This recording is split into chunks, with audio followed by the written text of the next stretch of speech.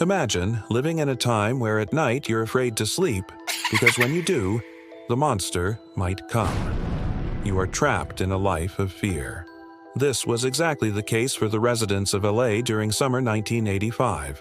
Under the cover of darkness, a figure would slip into their homes, leaving behind a signature of terror, occult symbols, brutal violence, and mortal fear.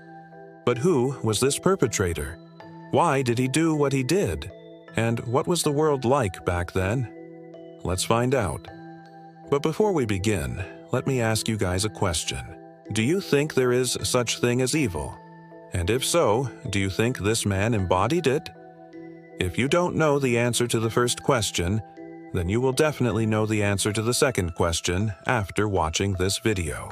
So, without any further ado, let's get started. Welcome back, everyone. I'm your host, and today we bring you the story of Richard Ramirez, aka the Night Stalker. In a single year, Ramirez terrorized neighborhoods across Los Angeles and San Francisco. His attacks were as unpredictable as they were brutal, targeting men, women, and even children. The press dubbed him the Night Stalker, feeding a cultural obsession with evil incarnate. To understand the monster, we must peer into his past. Richard Ramirez was born on February 29, 1960, in El Paso, Texas. However, his idyllic beginnings belied a turbulent upbringing. When he was just 7 years old, his older cousin, Mike, returned from the Vietnam War. Ramirez often heard his cousin talking about killing people and went around showing people pictures of the atrocities he committed. And somehow this had a huge impact on young Ramirez. Maybe this was when his obsession with death and violence began. He collected pictures from Reader's Digest and True Detective magazines, which depicted gory scenes from car accidents, violent crimes, and even torture. At home, the atmosphere was equally unsettling. His parents fought constantly, drowning their sorrows in alcohol. To escape the turmoil, Ramirez immersed himself in macabre literature and music, finding solace in tales of horror and the occult.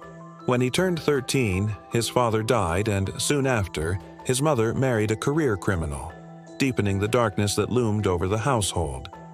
It wasn't long before Ramirez followed in his stepfather's footsteps, turning to petty theft, burglary, and forgery to earn extra cash.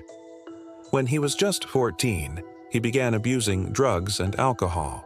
His behavior became increasingly erratic, and he even tried to join the Marines. When he was just 16 years old, he bought a gun and killed a stray dog. However, his military stint was short-lived.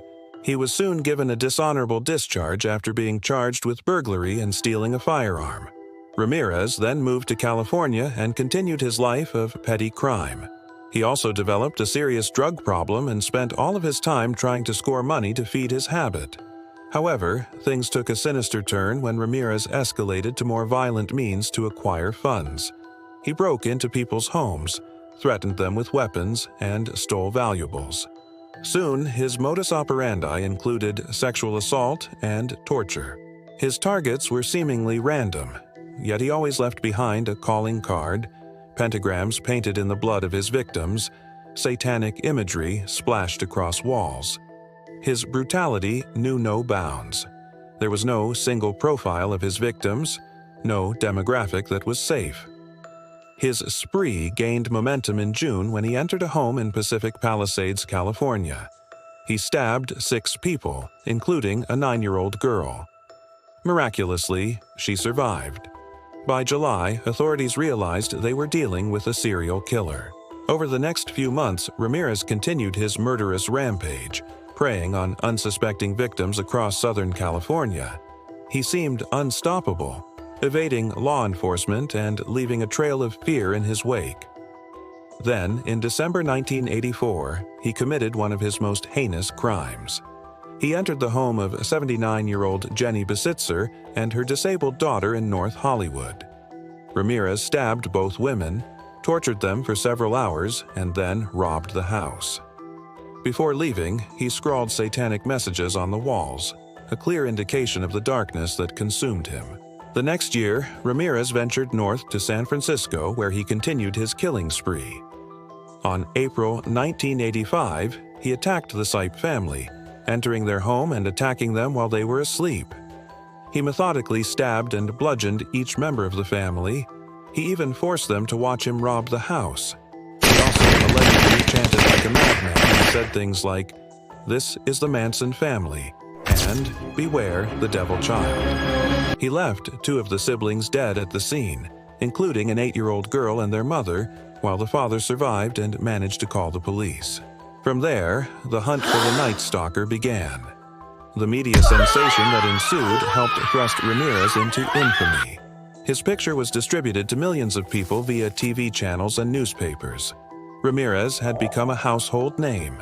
His crimes shocked the nation and inspired a wave of copycat crimes. People even tried to take matters into their own hands, with many citizens attempting to hunt him down themselves. Throughout his rampage, Ramirez lived a double life.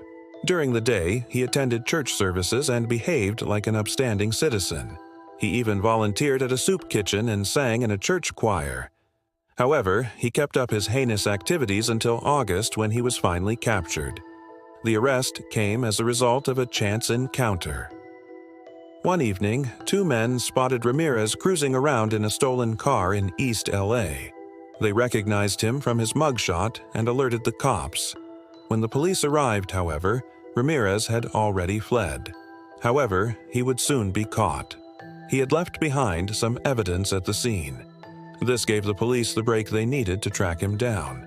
On September 7, 1985, Ramirez was found hiding in the attic of a relative's house. When the police finally closed in on him, he was surrounded by dozens of officers and a huge crowd of angry civilians. These people wanted revenge for the lives that Ramirez had ruined.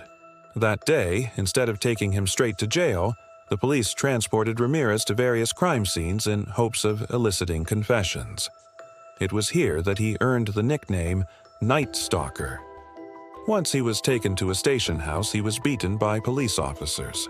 They wanted answers, and Ramirez obliged. As for his motive, Ramirez claimed that he was a follower of Satan and that he was simply carrying out his master's work. This only added to his notoriety and transformed him into a household name. Ramirez stood trial for 13 counts of murder and more than a dozen attempted murders, kidnappings, and sexual assaults. He was convicted on all counts and sentenced to death.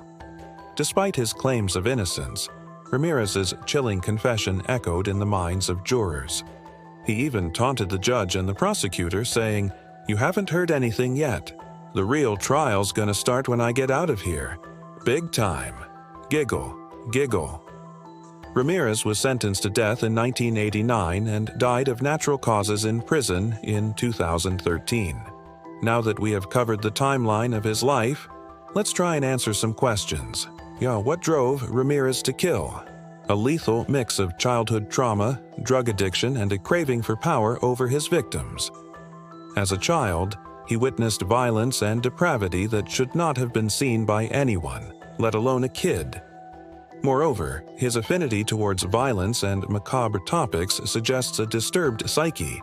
Finally, his descent into heavy drug use points to a self-inflicted wound that exacerbated his underlying issues.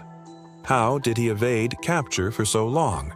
A combination of factors contributed to Ramirez's ability to evade capture for so long. His target selection was random, which made it difficult for law enforcement to establish a pattern of his crimes. Additionally, his attacks spanned across multiple counties, which resulted in a lack of centralized communication and cooperation among local agencies. Moreover, the vast manhunt that eventually ensued might have actually benefited Ramirez. As authorities focused on certain areas, he could have exploited the distraction to strike in less saturated regions. Was he truly a Satanist? While Ramirez claimed to be a Satanist and frequently invoked satanic themes, the extent of his actual beliefs and involvement in any organized satanic cults remains unclear. He may have used the occult imagery and rhetoric as part of a larger strategy to strike fear and create a sense of mystery around his identity. Lastly, what was the media's role? The media played a significant role in shaping public perception of Ramirez. Sensational headlines and 24/7 coverage immortalized him and turned his terror into a spectacle. The extensive media attention contributed to making him a household name and influenced how his crimes were perceived and investigated. We hope we were able to answer all of your questions. If not, please drop your questions in the comments section below, and we'll get back to you as soon as we can. Richard Ramirez's reign of terror left scars on victims, families, and a society obsessed with the darkest corners of human nature. By peeling back the layers of his psyche, we confront not only a killer, but the complex web of factors that allow evil to flourish. If you found this deep dive compelling, make sure to subscribe for more true crime explorations. Have questions about the Night Stalker or suggestions for our next episode? Drop them in the comments below. We read every single one. Stay curious, stay vigilant, and we'll see you in the next episode.